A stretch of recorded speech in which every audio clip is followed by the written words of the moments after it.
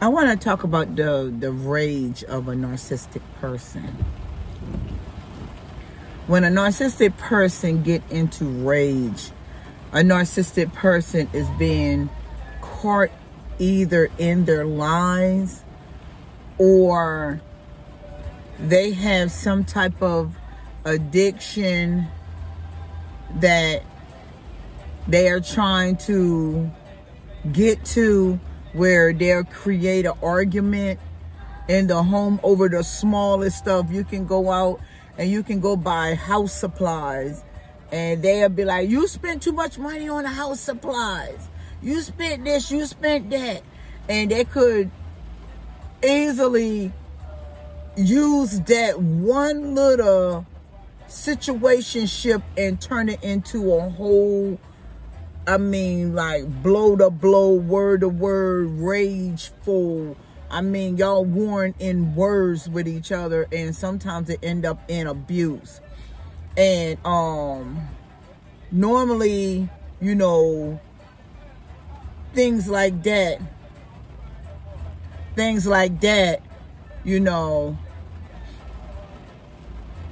make people, get into a part in life where they fear, or you hesitate to even want to ask the question now because of the rage that, that toxic, uncircumcised person giving off. So how to actually not even think about even dealing with the rage is just go ahead and get out of it. Y'all want my honest opinion? I'm not going to tell you, I'm not going to tell nobody to leave a situation. You most definitely leave a situation where you are getting abused. If that person been abusing you over periods and periods and periods and periods and periods and periods and periods of time,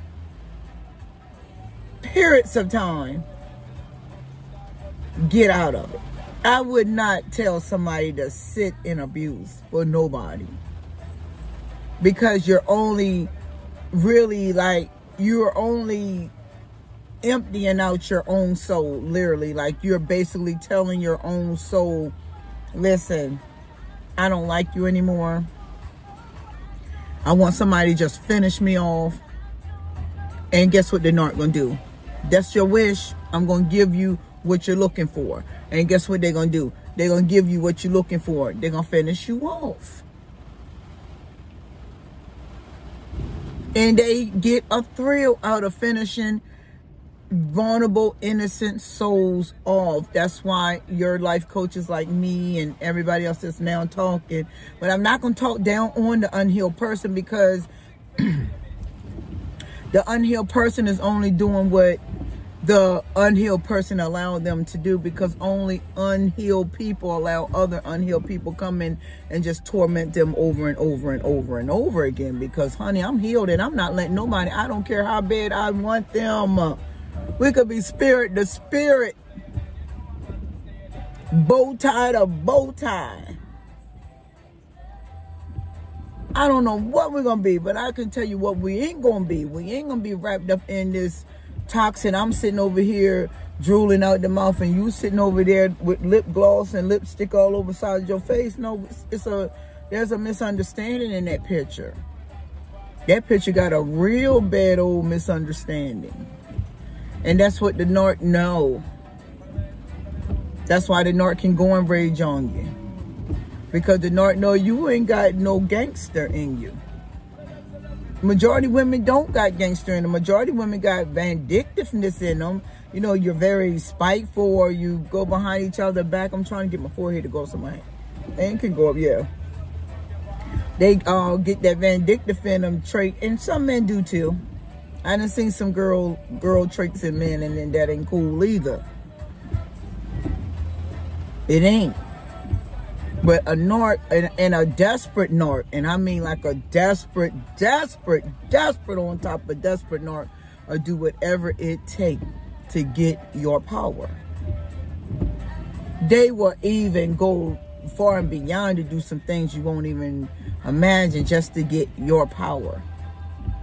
The the rule of it all is, the rule of their game is to get you to hand over your power. And they control you like a pup. So if they say go to bed, go to bed. If they say shut up, shut up. If they say no eating red meat tonight, no eating red meat tonight. If they say they want the whole house to go on a diet, the whole house got to go on a diet. If they say shut the house down, shut the shop down, we're going to bed, the house got to go shut the shop down and go to bed. That's why the narcissistic person go in rage. When that narcissistic person start going in rage, when you start fighting back, they're going to put up the biggest fight to shut you down because you gave them too long.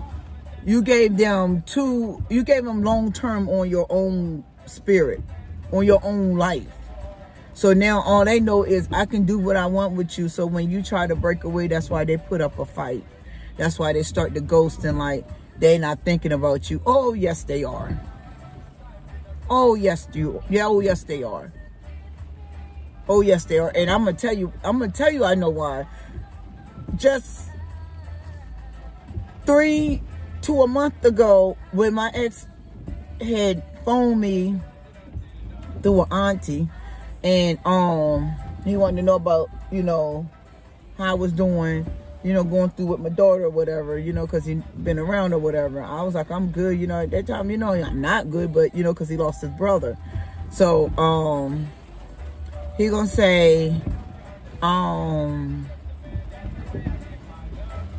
can we get back together? I'm gonna do good. I'm gonna be good. You know, people go through things, you know. No.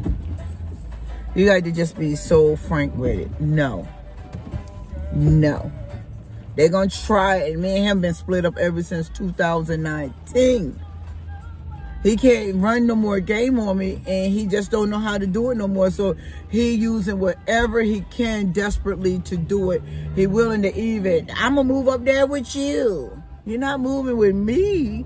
I don't know who you're going to move with, but it won't be me, because I would be a whole fool. I'm healed, but I'm going to put myself back in a position of not of a predicament of going back in a situation that's unhealed. So if I say I'm healed, why would I go back in darkness when I can see the darkness right there in my face? I know this man ain't healed. This man ain't even tried to work on himself. He's in the same state or worser after we split up. So why would I go back in something where I'm healed at and go back into something that's unhealed? Then there is some the math ain't mathing. 1 + 1 ain't 2. 0 + 1 = 1. Cause you are 0 not thinking, and that 1 know that it's the 1. That's where the grandiose spirits come in. That's where the silent treatment come in. That's where the lack of communication come in. That's where I can play you like we're friends come in. I like you, because narcs really deeply love, but they'll play like, you know, I just want to be your friend. They want to have any type of access to you.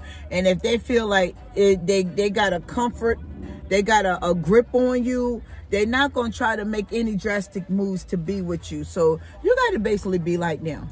They very plotful and vindictive. You don't have to be plotful and vindictive, but you don't have to wait on them. You don't have to accept their rageful ways. You don't have to go through it.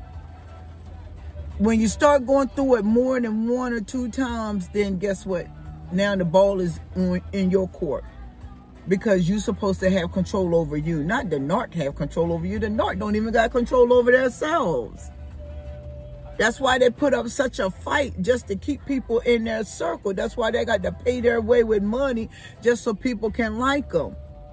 That's why they ghost people, so people can think that, you know, they so busy. They're not busy. They're sitting there plotting on their next footstep. So like I said, don't go through this narcissistic rage. Fight back.